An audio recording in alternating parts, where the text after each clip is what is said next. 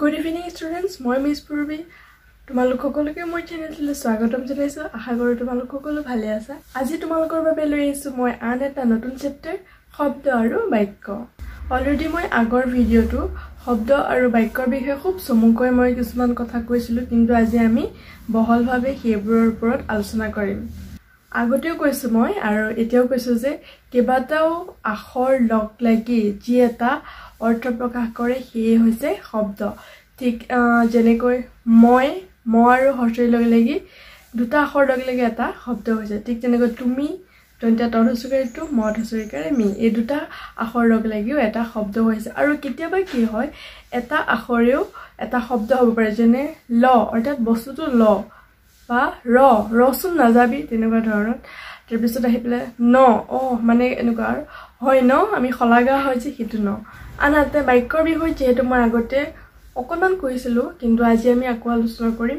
দুটা বা অধিক শব্দ লগ লাগি অৰ্থ প্ৰকাশ কৰিলে তাকে বাক্য বুলি কোৱা হয়। যেনে ৰাম স্কুলত গ'ল, সেইটো এটা বাক্য হৈছে। ইয়াত কেইবাটাও শব্দ লগ লাগিছে, ৰাম স্কুলত গ'ল, ইয়াত তিনিটা শব্দ লগ লাগি এটা বাক্য হৈছে। ঠিক তেনেকৈ তুমি ভাত খালানে বা তুমি স্কুল যাবানে, এইবোৰ হৈছে একোটা বাক্য। ইয়াৰ পৰা আমি এটা অৰ্থ প্ৰকাশ পাইছো যে তুমি স্কুলত যাবানে, সেইটো এটা বাক্য। যদি ইয়াৰ পৰা এটা শুদ্ধ আৰু সম্পূৰ্ণ ধুনীয়াকৈ এটা অৰ্থ ওলাই আহিছে। এতিয়া আমি শিকিম বৰ্ণ বিশ্লেষণ অৰ্থাৎ সেপাৰেশনস অফ লেটাৰ। এতিয়া চোৱা, এটা শব্দত কেইবাটাও আখৰ বা বৰ্ণ থাকে। সেই আখৰবোৰ বা বৰ্ণবোৰ যদি আমি এটা এটাকৈ আমি ভাঙি দেখুৱাও, তাকে বৰ্ণ বিশ্লেষণ বুলি ক'ব পাৰো। যেনে মাছ, মত আকাৰে মা দ্বিতীয় চ, এই দুটা বৰ্ণৰ সৈতে মাছ শব্দটো হৈছে। এতিয়া চোৱা, মাছটো আমি কেনেকৈ ভাঙিম, ম যোগ চৰে আ যোগ দ্বিতীয় চ অৰ্থাৎ মাছ, এইটো হৈছে বৰ্ণ বিশ্লেষণ।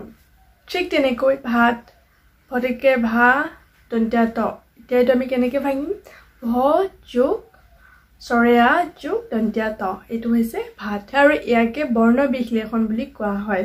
এতিয়া তোমালোকে হয়তো বুজি পাইছা মই কিবা যেনেকৈ বুজাই গৈছোঁ। আৰু যদি কিবা প্ৰব্লেম হয় তেন্তে মোক কণ্টেক্ট কৰিবা, মই যিমান পাৰোঁ তোমালোকক বুজাই দিম। এতিয়া আমি শিকিম সংযুক্ত বৰ্ণৰ বিষয়ে। যিহেতু আমি আগৰ ভিডিঅ'টোত পাই গৈছোঁ যে এটা ব্যঞ্জন বৰ্ণৰ লগত আন এটা ব্যঞ্জন বৰ্ণ লগ লাগিলে তাক সংযুক্ত বৰ্ণ বুলি কোৱা হয়। এতিয়া চোৱা, যেনে নমাই ম, নমাই মটোত দুটা ব্যঞ্জন বৰ্ণ আছে, যেনেকৈ দন্ত্য ন আৰু ম। এতিয়া সংযুক্ত বৰ্ণক আমি কেনেকৈ পৃথক কৰিম, দন্ত্য ন যোগ ম, নমাই ম।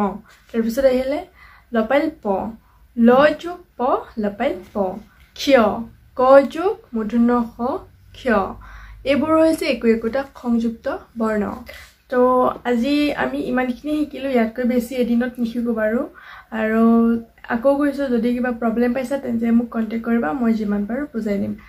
আগৰ দৰে আজিও কৈছোঁ, তোমালোকে নিজে ভিডিঅ'টো চোৱাৰ লগতে তোমালোকৰ ফ্ৰেণ্ডছ, তোমালোকৰ কাজিনছ বা তোমালোকৰ চিনাকি যদি কোনোবা ষ্টুডেণ্ট আছে তেওঁলোকৰ লগতো শ্বেয়াৰ কৰিবা, যাতে তেওঁলোকৰো সুবিধা হয়।